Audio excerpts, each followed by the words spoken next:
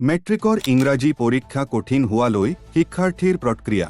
এখন প্ৰতিবেদন অসমৰ মেট্ৰিক পৰীক্ষাৰ ইংৰাজী বিষয়ৰ প্ৰশ্নপত্ৰ এইবাৰ যথেষ্ট কঠিন হোৱা বুলি বহু শিক্ষাৰ্থীয়ে মত প্ৰকাশ কৰিছে। আজি অনুষ্ঠিত হোৱা ইংৰাজী পৰীক্ষাৰ পাছতে বিভিন্ন পৰীক্ষা কেন্দ্ৰৰ সন্মুখত শিক্ষাৰ্থী আৰু অভিভাৱকসকলৰ মাজত এই বিষয়টো লৈ আলোচনা দেখা যায়। শিক্ষাৰ্থীসকলে জানিবলৈ দিয়ে যে প্ৰশ্নপত্ৰত থকা বহু প্ৰশ্ন পাঠ্যপুথিৰ বাহিৰৰ ধৰণৰ আছিল আৰু সময়ৰ ভিতৰত সকলো প্ৰশ্ন সম্পূৰ্ণ কৰা কঠিন হৈ পৰিছিল।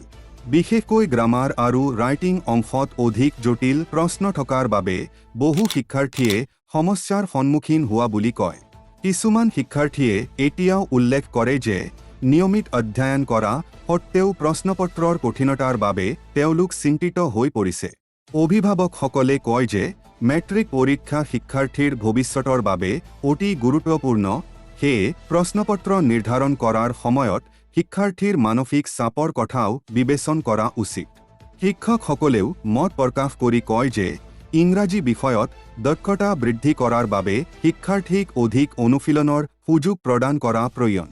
এই ক্ষেত্ৰত বোৰ্ড অফ ছেকেণ্ডাৰী এডুকেশ্যন ৰ তৰফৰ পৰা এতিয়াও কোনো আনুষ্ঠানিক মন্তব্য প্ৰকাশ পোৱা নাই। অৱশ্যে শিক্ষাৰ্থীসকলে আশা প্ৰকাশ কৰিছে যে মূল্যায়নৰ সময়ত সংশ্লিষ্ট কৰ্তৃপক্ষই বিষয়টো বিবেচনা কৰিব।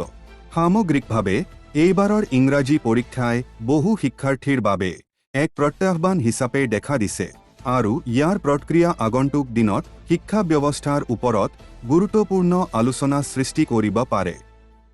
মেট্ৰিকৰ ইংৰাজী পৰীক্ষা কঠিন হোৱালৈ শিক্ষাৰ্থীৰ প্ৰতিক্ৰিয়া।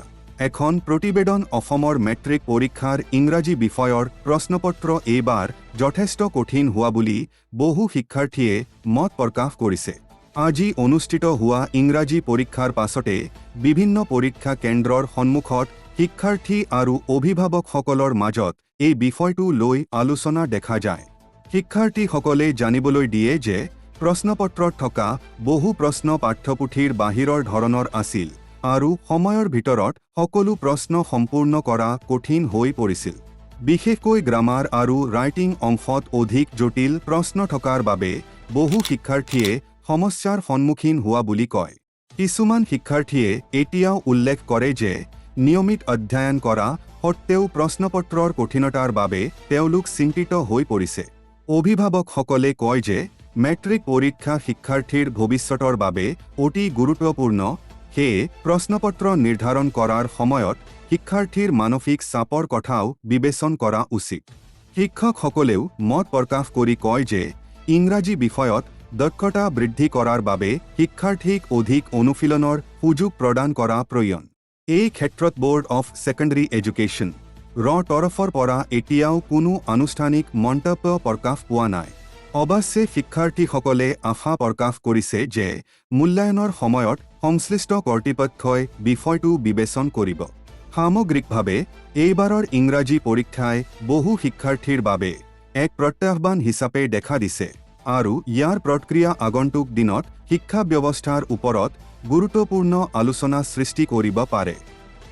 ইমান সময় PTips অনলাইন চাই থকাৰ বাবে আপোনাক ধন্যবাদ। জয় আই অসম।